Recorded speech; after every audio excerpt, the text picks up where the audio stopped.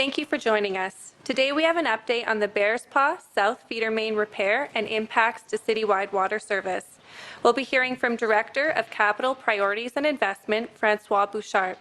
We'll hear his remarks and then there will be an opportunity to ask questions after.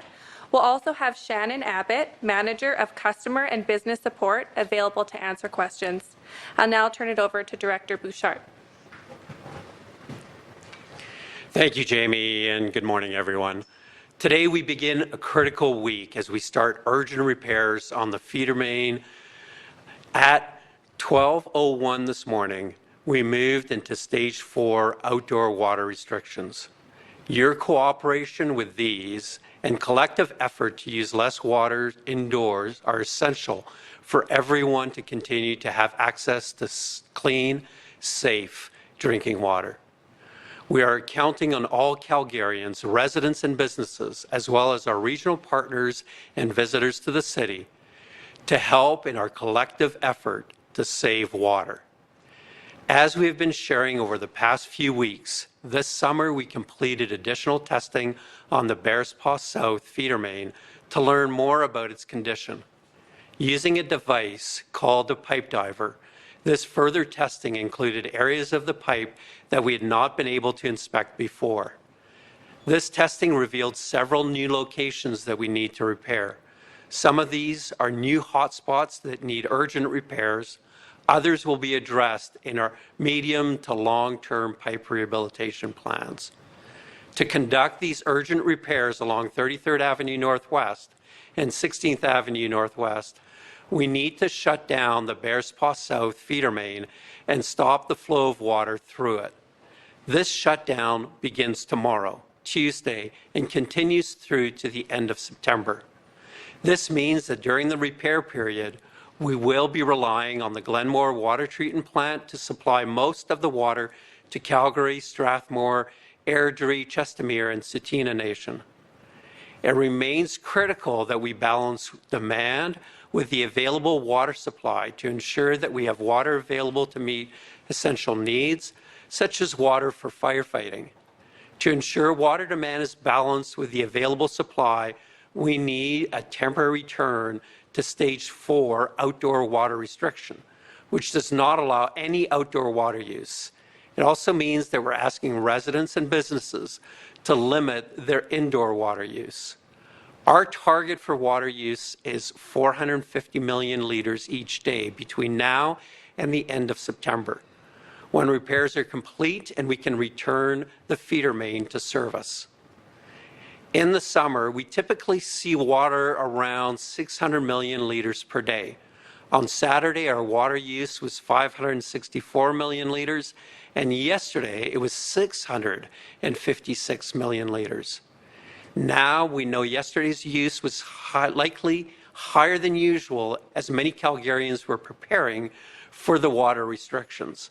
However, when you look at the average use, this means we collectively need to reduce our water use by over 100 million litres per day, which is the equivalent of 2.25 million bathtubs.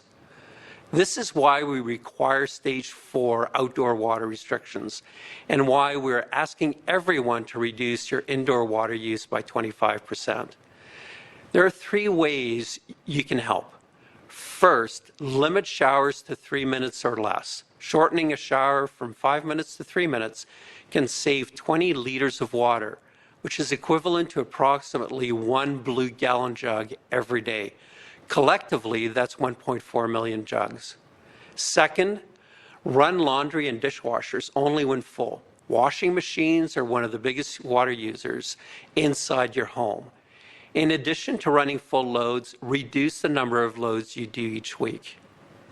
And third, flush toilets when necessary. Every time you skip a flush, you save 6 litres of water. As a city of 1.4 million people, we could save 3 Olympic-sized swimming pools, or approximately 450,000 5-gallon jugs each time everyone skips a flush.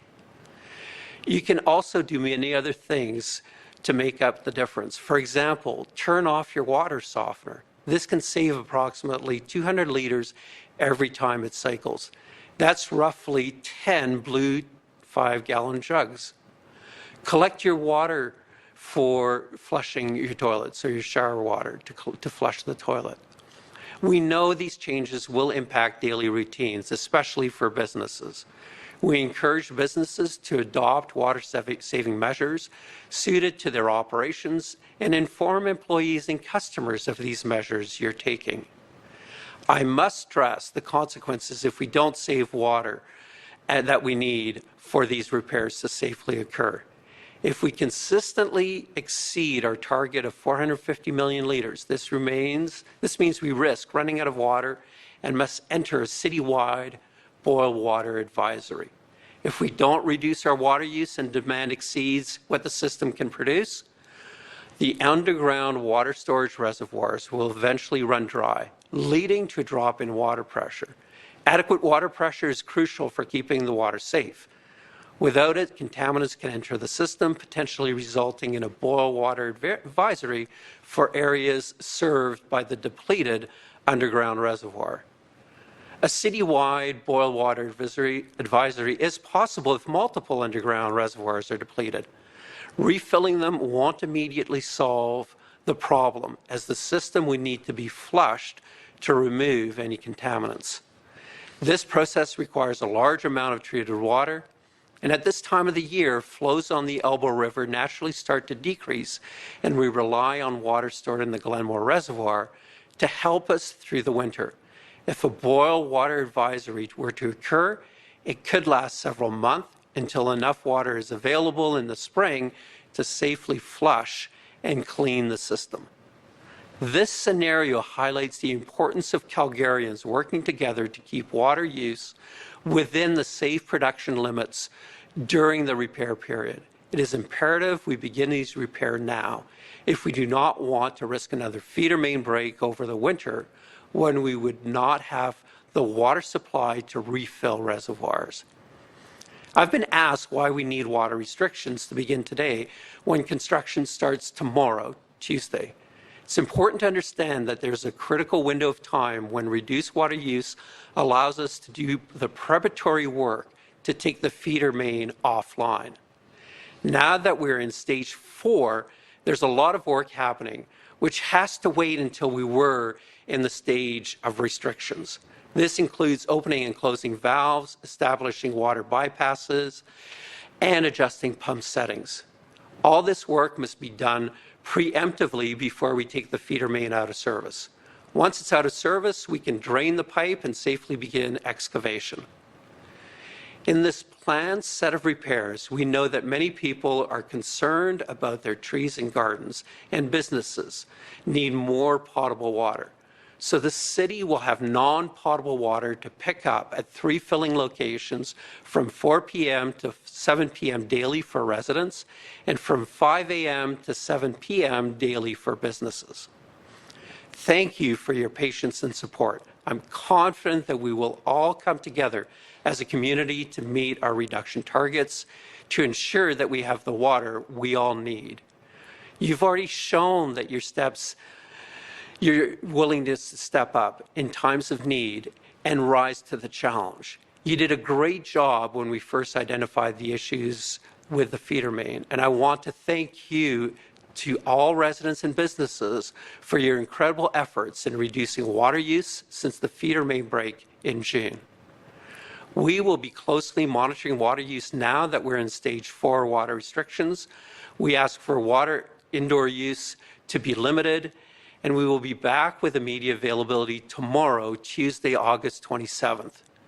For more information and frequently asked questions, you can always go to calgary.ca. Thank you. At this point, I will invite Jamie to moderate the questions. Questions from the media? Yeah. We went through these water restrictions back in June. Just help us understand why we have to go through them again. So in June, we had emergency repairs that were necessary. And those reductions were necessary because the feeder main had to be taken out of service to do the repair, both in terms of the original location of the break as well as the hotspots. At that time, we didn't have the full length of the feeder main inspected. That required us to do the pipe diver inspection. Now that we've identified additional hotspots, additional locations that need urgent repair, we need to go through the same process of taking the feeder main out of service and doing those repairs. It's important to understand that those repairs can only be achieved if Calgarians lean in and reduce their water consumption at the same level that we did earlier this year. That means stage 4 water restrictions and with all Calgarians leaning in and reducing their indoor water use. And then what do the water main breaks in Montreal and Calgary say about the infrastructure in the country? And do these incidents underscore even more that there should be planned funding in place to help municipalities? So I think that what we've seen in Calgary as well as in other municipalities is the importance of the investments that we make on a regular basis to ensure that the system remains in operation and remains capable of meeting water demand needs. In the case of Calgary, the age of the infrastructure suggested that we didn't need to do those inspections and rehabilitation works until later. What this event has told us is that we need to make those repairs. We need to invest in that specific asset class. So what work has been done over the last couple of days, the last couple of weeks to make sure that the Glenmore plant is ready and to meet the capacity that it needs to, but also have you had to go through and check the underground reservoirs? Have those been filled up? What sort of work has been done ahead of that? So thank you. And there was a lot of work that was done, not just in terms of making sure that we've got the right plan for the repairs and make sure that the residents that are impacted by the construction work have their needs addressed and their concerns addressed. We did some additional maintenance work at our water treatment plants to ensure that we were in the best place possible to start the work. And we are there. We've done that maintenance work. We've done the maintenance work in terms of making sure that all aspects of the plants are operational, but we've also looked at the raw water, the water available in the rivers and in the Glenmore Reservoir to ensure that we have as much supply possible and that we'll be able to recover after the repairs are done. And if we're going through and kind of looking back, has Calgary ever had to go to a boil water advisory because of an underground reservoir getting too low, or is that something that would be unprecedented? So in my history with the city, we have never had to go on a boil water advisory because a reservoir was too low. And that's an indication of the hard work and expertise that our teams that operate these systems have in terms of making sure that that doesn't happen. But it could happen for this specific event. And just on that note, would it be a boil water advisory and continued water restrictions if it got to that point? So the water restrictions are needed for the duration of the repairs. We can't lift water restrictions if we're still repairing the pipe.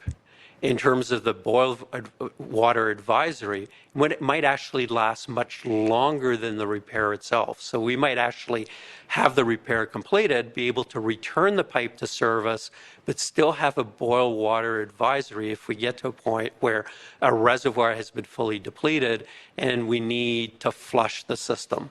So this is why it's so important for us not to get to a point where we would have to issue a boil water advisory.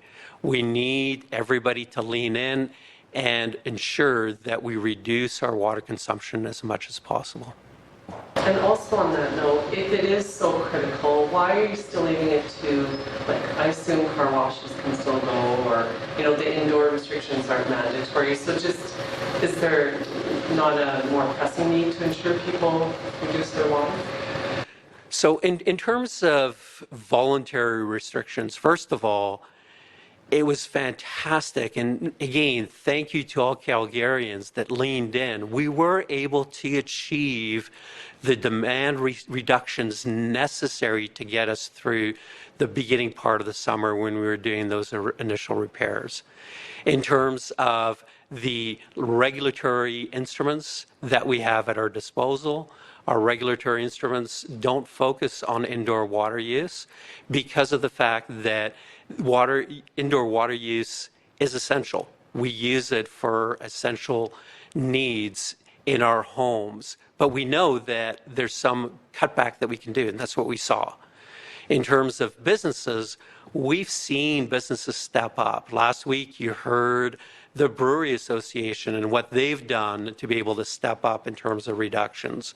In terms of car washes, we have been talking to them, and some of the car washes are going to bring water supplies from outside of the city, potable water or non-potable water, to be able to supplement the recycling that they already do. So we know that businesses are leaning in. And ultimately, for things like non-essential uses of water for car washing, I'm asking all Calgarians today to really think about, unless there is an element of washing your car that's necessary from a safety perspective, wait until the end of September, wait until October before you wash your car. Question. Is there any expectation that you might discover more problems at this point in time, or are we kind of at the max? So our assessment has identified those locations that need immediate, urgent repairs. Those are the areas that we know require those repairs, and our assessment indicates that there are no other stretches of the pipe that require emergency repairs. There will be subsequent work to rehabilitate the pipe, and we have a plan that is being developed and that will be ready by the end of September for that rehabilitation plan. So then I guess then this will be sort of the last of these severe water restrictions, do you think, or we might be called upon again in the future? So we still are doing some work to confirm the level of restrictions that might be necessary for some of the subsequent repairs, and it's a little premature to talk about what might be required for the larger rehabilitation plan. At every step, our goal is always to make sure that we find ways to have as little impact on our customers as possible. So if we find a way to do the rehabilitation and the repairs without asking for restrictions, then we won't ask for those restrictions. Follow-up? I'm just going to recap really quick in terms of what the work is that we're going to be seeing compared to what we saw earlier this summer. The work itself is going to look fairly different. What can people expect to see? The work looks fairly different because this is planned. So the work that we've been doing up until today, you wouldn't have seen early this summer in terms of the work that we've been doing with our community. We also have a more deliberate, systematic way of doing the excavations and sequencing the excavations. So some of the work might actually look very similar to what we saw in that we're going to excavate, expose the pipe. We're going to use a specific repair technique. We're not going to be cutting the pipe and replacing it and putting new pipe in. There is a plan if we find that once the pipe is dug out that we need to do that replacement, we're ready to do it. We've got mitigations if the method that we've selected is not going to work. But otherwise, there's lots of different elements that will look the same in terms of a big hole, the exposure of the pipe, pouring of concrete, and then the curing of that concrete, and then filling the hole back up and putting the system back into operation. Any other questions? All right, we will see you tomorrow At the Water Center, and we'll send an advisory to confirm